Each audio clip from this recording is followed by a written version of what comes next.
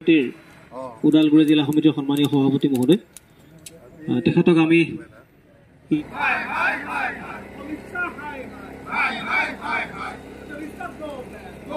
কা বাতিলৰ দাবীত আমি যে অৱস্থান ধৰ্মঘট কাৰ্যসূচী ৰূপায়ণ কৰিছোঁ ইয়াকে লৈ তেখেতক দুআষাৰ বক্তব্য ৰাখিবৰ কাৰণে জনাইছো। আইন বাতিল কৰক, আইন বাতিল কৰক, আমাক নালাগে, আমি নামানো।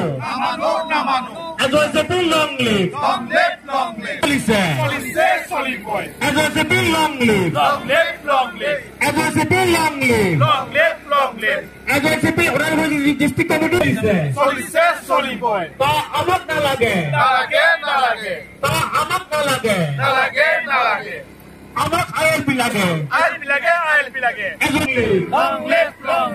এই সদন চলিছে চলিবই, এই জুই চলিছে আমাক নালাগে।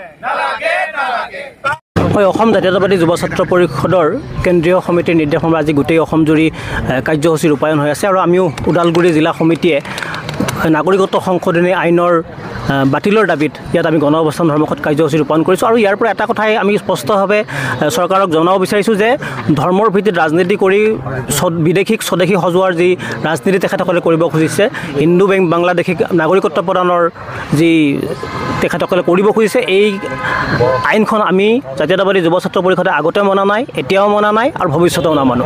কাৰণ এই আইনখনৰ যোগেদি বাহিৰৰ বিদেশৰ যিবিলাক বিদেশী তেখেতসকলক স্বদেশী কৰাৰ যি ষড়যন্ত্ৰত তেখেতসকলে নামিব খুজিছে আৰু ই অত্যন্ত অসমৰ কাৰণে ভয়াৱহ। অসমৰ ভাষা সংস্কৃতি শেষ হৈ যোৱাৰ এটা উপক্ৰম হ'ব। কাৰণ আজি ত্ৰিপুৰাত দেখিছে, ত্ৰিপুৰাৰ যি খিলঞ্জীয়া লোকসকল, খিলঞ্জীয়া ভূমিপুত্ৰসকলৰ আজি তেখেতসকলৰ তাত ভাষাৰ কোনো অধিকাৰ নাই, তেখেতসকলৰ কোনো অধিকাৰ নাই। গতিকে এটা সময়ত এনেকৈ যদি ধৰ্মৰ ভিত্তিত ৰাজনীতি কৰি ইয়াত নাগৰিকত্ব প্ৰদানৰ ব্যৱস্থা কৰে, আমাৰ অসমৰ ভাষা সংস্কৃতি একেবাৰে শেষ হৈ যাব। গতিকে আমিও জাতীয়তাবাদী যুৱ ছাত্ৰ পৰিষদে কোনোদিনে এই আইন মানি ল'ব নোৱাৰোঁ, কাৰণ আমি নামানো। সমগ্ৰ অসমৰ লগতে আমি ওদালগুৰি জিলা সমিতিও যি নাগৰিকত্ব সংশোধনী আইন, এই আইন অসমত বলবৎ নহওক আৰু অসমৰ পৰা উঠাই দিবৰ কাৰণে যিটো বলবৎ হোৱা নাই হোৱাৰ কথাও ইতিমধ্যে নিৰ্বাচনত সন্মুখত ৰাখি কেন্দ্ৰীয় চৰকাৰে ইয়াক বলবৎ কৰাৰ কথা কৈছে, মানে ভোটৰ আশাত। সেয়েহে আমি ইয়াক বলবৎ আমি হ'ব নিদিওঁ। অসম জাতীয়তাবাদী যুৱ ছাত্ৰ পৰিষদে যেতিয়া কেব আছিল তেতিয়াৰ পৰাই আন্দোলন কৰি আহিছিল আৰু সেই সময়ৰ পৰা আমি অবিৰতভাৱে মাজতে কিছু বিৰতি হৈছিল যদিও বিশ্বৰ বিভিন্ন সমস্যাৰ কাৰণে, কিন্তু এতিয়া আমি পুনৰবাৰ এই কেবক কালৈ পৰিৱৰ্তন কৰা যি আন্দোলন কৰিছোঁ আমি এই আন্দোলন অবিৰত ৰাখিম। এই আমি অসমৰ প্ৰৱৰ্তন হ'বলৈ নিদিওঁ, কাৰণ এই আইনখনে অসমৰ সমাজ জীৱন, অসমৰ সংস্কৃতি সকলো শেষ কৰি পেলাব।